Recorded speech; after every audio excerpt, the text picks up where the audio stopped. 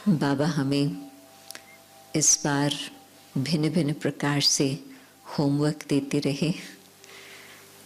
3-4 बार बाबा ने खास ये ध्यान खिंचवाया कि ये भी आप चेक करना, ये भी आप चेक करना। तो उसमें एक विशेष बात ये भी थी कि बिल्कुल आप ये चेक करना कि हर आत्मा के प्रति क्या आपका शुभ भावना और शुभकामना है। तो बाबा ने बड़ा होमवर्क दिया है, क्योंकि एक तरह से तो हम कह सकते हैं कि जब हम बाबा की याद में बैठते हैं तो वो वाइब्रेशन सब तरफ फैलते हैं, विश्व भर में फैल रही हैं। या जिस घड़ी खास विशेष हम योग करने चाहते हैं तो उस घड़ी भी हम समझते हैं कि बिल्कुल ही ऐसे सकाश विश्व को बाबा के द्वारा मिले जो सबको, जो उन्हों के मन में इच्छा है शांति की, शक्ति की, वो उन्हों को प्राप्त हो सके।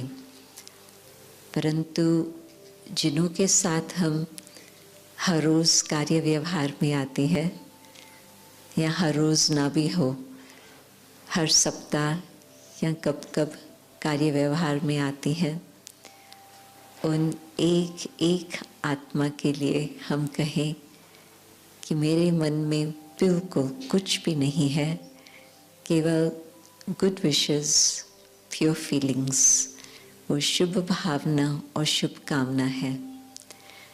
तो कहाँ न कहाँ आत्मा किन बातों में अटक जाती है और फिर बेशक कोई बात बहुत समय पहले भी हो, परंतु वो बात जब वो व्यक्ति सामने आते तो उस घड़ी फिर वही स्मृतियाँ इमर्ज होती, और जैसी ही वो यादाश्त इमर्ज होती उसके साथ साथ फीलिंग्स भी, वो भावनाएं भी वही उत्पन्न होती।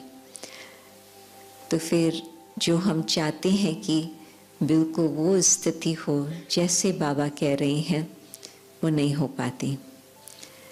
तो इतनी स्वच्छता बाबा चाहते हैं, इतनी पवित्रता बाबा उस दिन इशारा दे रहे थे कि ऐसे पवित्रता हो, ऐसे स्वच्छता हो जो कोई एक व्यक्ति के प्रति भी कोई और भावना न हो। उसमें एक बात विशेष याद आती है। एक भाई ने दादी को कहा था, दादी जान की, कि 3 व्यक्ति हैं जिन्हों के प्रति मुझे मन में बहुत दुख है, क्योंकि उन्होंने हमें बहुत दुख दिया हुआ है। उन्होंने तो इतना दुख दिया है, इतना दुख दिया है जो मैं कभी भूल नहीं सकता हूँ। तो दादी ने उसको कहा कि यदि वो जहर आपके अंदर है, क्योंकि यही बैठ के सोचना बहुत वर्षों तक कि उन्होंने मुझे दुख दिया, उन्होंने मुझे दुख दिया, ये जैसे कि अंदर अपने में जहर हम रख रहे हैं, तो वो आपको सुखी नहीं बनने देंगे।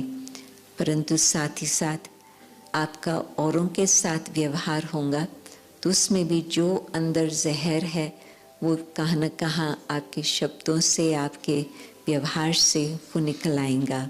तो आपका वो औरों को दुख देने का भी काम चलता रहेगा, तो फिर वो भी आपको दुख देते रहेंगे। तो ये आप मत समझो कि और सबके साथ तो मेरा बहुत अच्छा संबंध है, केवल 3 है जिन्हों के साथ मेरा ठीक संबंध नहीं है। तो दादी का, उसको दादी के प्रति बहुत ही रिगार्ड रहता था। तो दादी की बात सुन करके कहा कि ठीक है दादी, मैं पूरा ध्यान रखूँगा। उन दिनों में तो शायद वर्ष में एक बार ही उसकी मुलाकात होती थी दादी के साथ। तो फिर नेक्स्ट ईयर जब आया तो फिर दादी उनसे मिले और उन्होंने खुद ही बताया, दादी 2 आत्माओं के लिए तो मैंने अपने मन को शांत कर दिया है। मैं ये सोचता हूँ कि मैं कौन सा सबक उससे सीखा, और वो बात याद आने से फिर 2 आत्माओं को तो मैंने माफ़ कर दिया है, और मैं वो बात याद नहीं रखता हूँ अपने पास। हालांकि वो कोई ज़्यादा मेरे से मिलते भी नहीं हैं, परंतु जब मिलते भी हैं तो भी मैं उन्हों को बिल्कुल अच्छी तरह से बाबा की याद की दृष्टि दे सकता हूँ। परंतु एक ऐसी आत्मा है जिसने इतना गहरा जख्म मेरे अंदर कर दिया है जो वो बात मिटती नहीं है। तो उसने सोचा कि दादी तो कहेंगी शाबाश, 2 के लिए आपने कहा कि बस वो बात समाप्त हो गई। तो दादी ने कहा कि ये तो अच्छी बात है कि 2 की बातों को आपने मिटा लिया, परंतु यदि एक आत्मा के प्रति आपको अभी तक यही भावना है तो मुझे लगता है कि अभी तक वो जहर आपके मन में है और इस कारण से वो जो जख्म है वो हीलिंग उसकी नहीं हो रही है, वो मिटता नहीं है। तो आपको अभी और आगे का पुरुषार्थ करके उस बात को भी मिटाना होगा। तो मैं कहेंगी कि हाँ, सचमुच आपके जीवन में परिवर्तन आया है। तो उस समय तो दादी की बात उसने मानी कि हाँ, यदि मानो कि थोड़ा जहर हो और आप ग्लास में डालो और कहो कि ज़्यादा जहर नहीं है, थोड़ा जहर है, तो क्या आप वो पानी पीने लायक रखेंगे? समझेंगे ना कि थोड़ा भी जहर है तो हम नहीं उसको पी सकते। तो उसने इस बात को समझा और फिर उस पर भी पुरुषार्थ किया और फिर दादी को ये भी बताया कि हाँ, अभी वो भी बात फिनिश हो गई, मिट गई। तो दादी ने कहा कि अभी आपको क्या लगता? तो कहा कि मुझे लगता है कि बाबा ने मुझे आज़ादी दे दी, जैसे कि मैं बहुत हल्का हो गया, क्योंकि भारीपन था, परंतु मुझे ये रियलाइज़ नहीं हुआ था कि इस कारण से भारीपन है। और जब भारीपन होता तो फिर व्यवहार में भी कुछ न कुछ दिक्कत आती ही रहती है सबके साथ, न सिर्फ उस आत्मा के साथ, सबके साथ। एक और कहानी मैं सुनाती हूँ। ये प्रैक्टिकल मेरी उस व्यक्ति के साथ संबंध की बात है जो इस आत्मा ने जिस तरह से इस बात को हैंडल किया। तो ये कोई कहानी नहीं है परंतु रियलिटी है। मैं कराची में थी और सतगुरुवार का दिन था और भाई मुझे एयरपोर्ट पर छोड़ने आया था, तो छुट्टी ले रहा था। मैं लंदन पहुंची और 2 दिन के बाद फ़ोन आया कराची से ही। उन दिनों में मैं कराची में कई बार सप्ताह में वर्ष में 2 बारी भी जाती थी या कई बार वर्ष में 1 बारी जाना होता था। अभी तो सब बातें बदल गई है और 2 वर्ष तो कोई कहाँ भी नहीं गया है, परंतु उस समय भी फिर कुछ पॉलिटिक्स की बातें आने से फिर वहाँ का आना जाना छूट गया था। परंतु ये उससे पहले की बात। तो फ़ोन आया कि ये भाई बहुत ही सीरियस कंडीशन में है और वो हॉस्पिटल में है। और मैंने पूछा क्या हुआ? मैंने सोचा तबीयत की कोई बात होंगी। तो कहा कि अभी तक पूरी डिटेल्स तो हमारे पास भी नहीं है, परंतु लगता है जैसे ही वो ऑफिस से निकला लोग मोटरसाइकिल पर थे और जो चलाने वाला था वो आगे और जो पीछे बैठा हुआ था, जैसे ही ये व्यक्ति बाहर निकला तो उन्होंने 3 गोलियां लगाई और गोलियां लगा करके जल्दी चले गए। तो किसने तो कोई और नोट नहीं किया कि लाइसेंस नंबर क्या है या वो व्यक्ति किस प्रकार के थे। इतना जल्दी सब कुछ हुआ जो वो तो चले गए और पुलिस ने तो कहा कि हम उन्हों को नहीं ढूंढ पाएंगे। परंतु कुदरत से जो लोग वहाँ थे आजू बाजू वाले, इस भाई के प्रति अच्छी भावना थी क्योंकि बहुत समय से वो वहाँ पर ही व्यापार करता था और उसको जानते थे। तो तुरंत ही उन्होंने प्रबंध करके हॉस्पिटल में लेके गए और 2 गोलियां तुरंत ही निकाली शरीर से।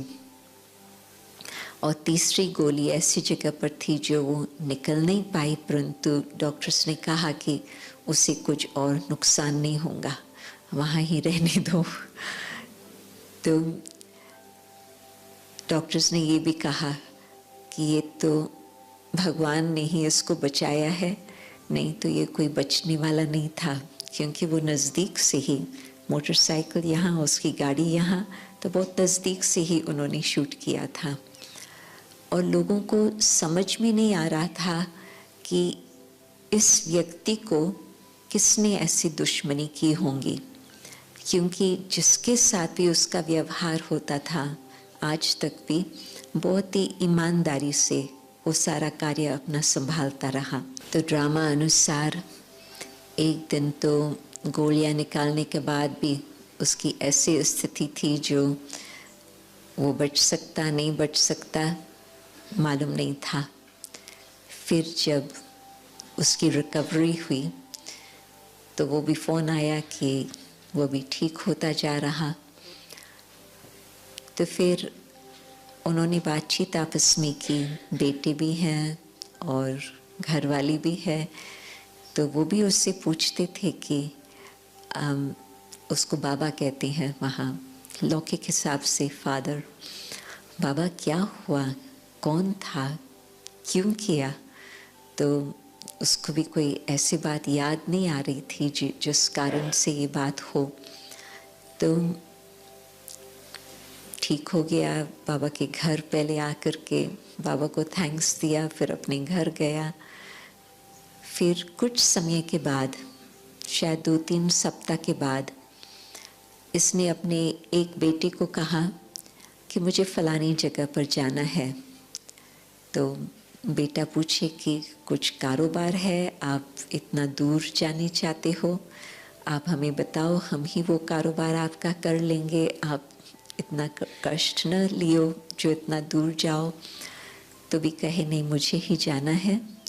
तो फिर वो फ्लाइट लेकर के वहाँ पर पहुँचे और बेटे को अभी तक न एड्रेस का मालूम है कहाँ जाना है या क्या, परंतु फिर उसको बिल्कुल पता था कि मुझे किस स्थान पर जाना है। तो वहाँ जाकर पहुँचे और वहाँ पर बुज़ुर्ग माँ बाप थे वहाँ। तो उन्होंने कहा कि मुझे आपके बेटे से मिलना है। तो कहे कि वो यहाँ नहीं है। तो ये भाई कहे कि ठीक है, हम तो यहाँ से आए हैं कराची से, अभी तो हम आपके पास कुछ समय, जितना भी टाइम होगा हम यहाँ ही बैठेंगे और जिस समय वो आएगा तो हम मिलेंगे। तो वो बैठ गए।